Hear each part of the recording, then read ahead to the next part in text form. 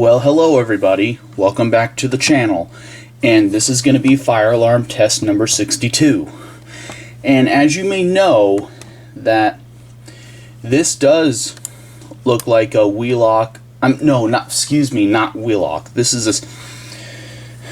I know you may think this looks like a Siemens UMHU-MCS, but this is not a UMHU-MCS.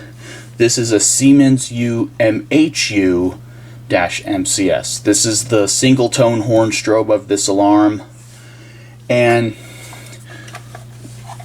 as we zoom out, as we pull this off to the side for a second, we have the Siemens UMMT over to the left. As you may see on the camera, I know it doesn't look recognizable in person sometimes, but for some reason the Siemens UMMT has a little bit of a darker color, and this one has a little bit of a lighter color. I'm not sure why, because I don't know if it's because of the lighting or something like that. I don't know why. But as you may see, these two alarms look the same as each other. This one is multi-tone and this one is not.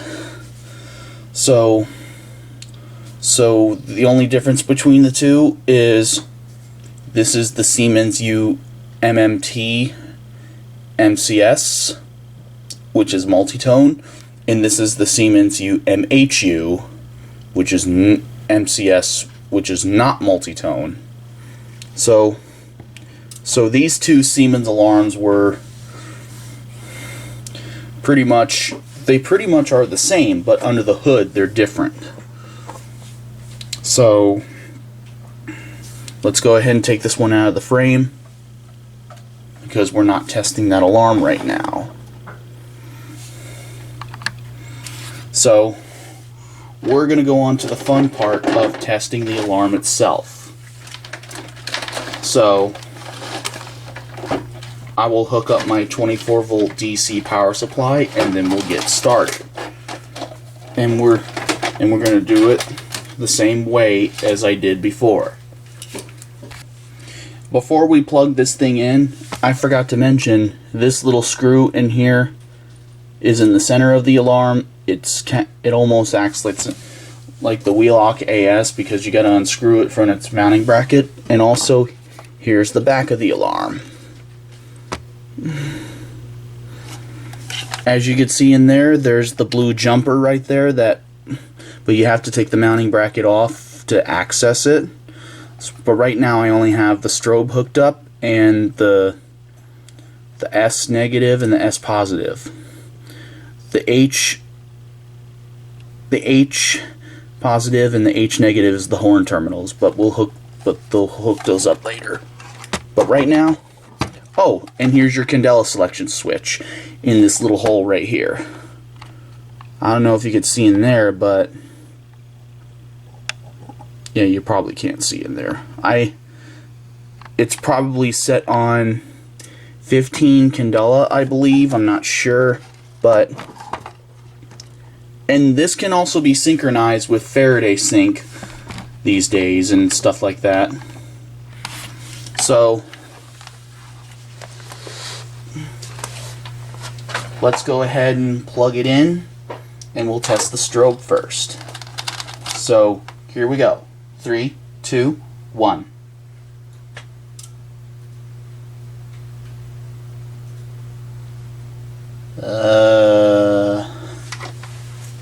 Did I connect it right?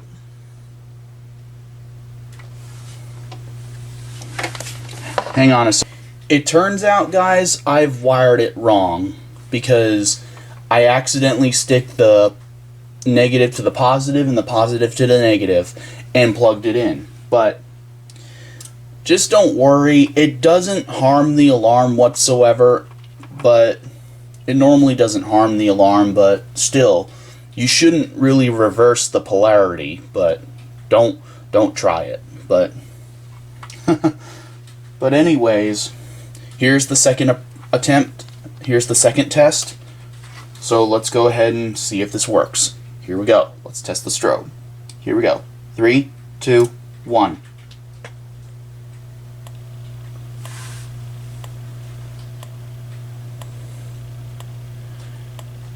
There we go. Now it's flashing.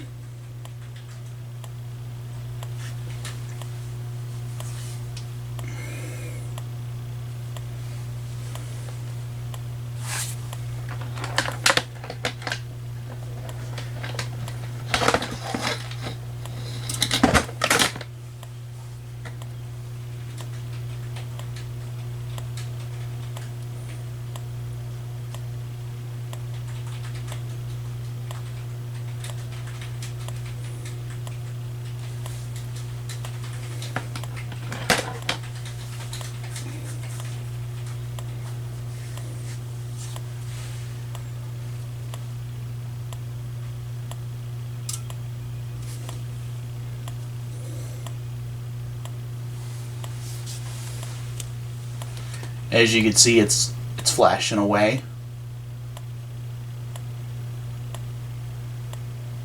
And plus, I don't really hear the capacitor.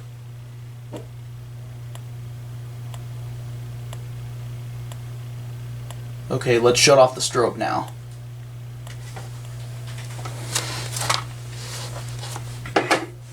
Okay, now we're going to test the horn and strobe together.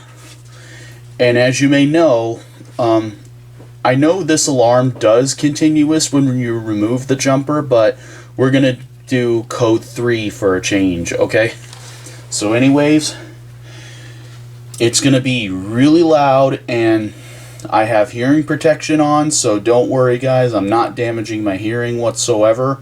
I have hearing protection on, so anyways, let's get started. You ready? 3, 2, 1.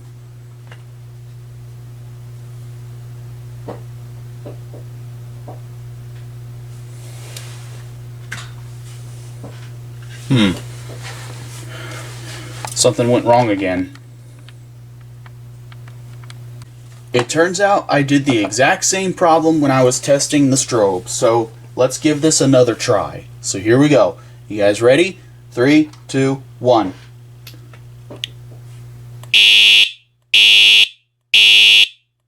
There it goes.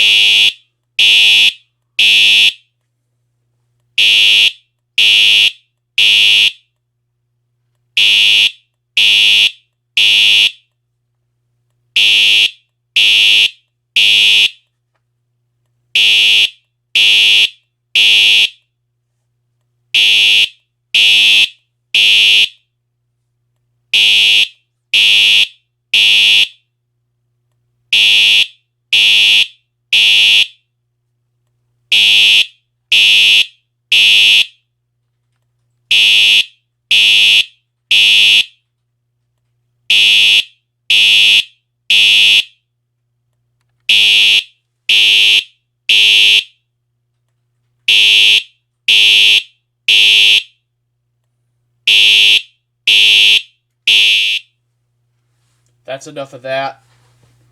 So let's go on to the pulse station part of the test.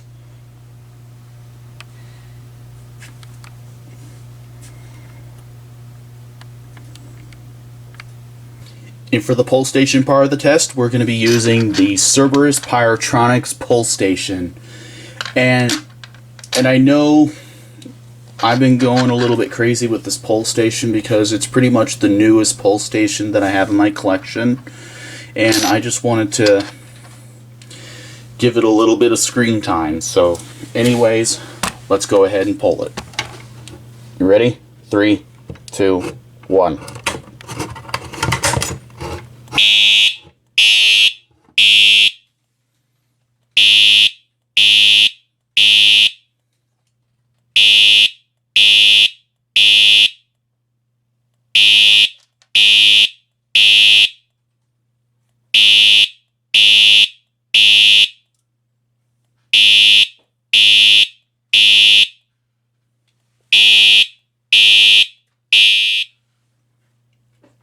There's a panel silence that's simulated. I just had to unplug it because this thing is, you know, it's so loud, but it echoes throughout the room pretty much. Of course, all of the fire alarms are loud. Duh. And this thing tipped over. Doesn't want to stand upright. But let's go ahead and reset the pulse station. with my hex wrench.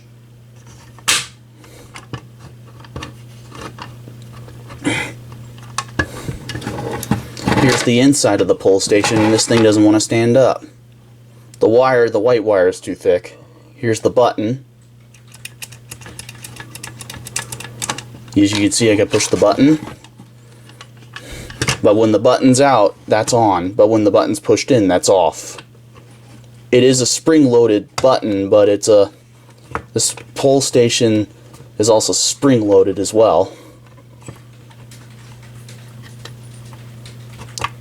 Okay, pull station is now reset. Very clunky these days.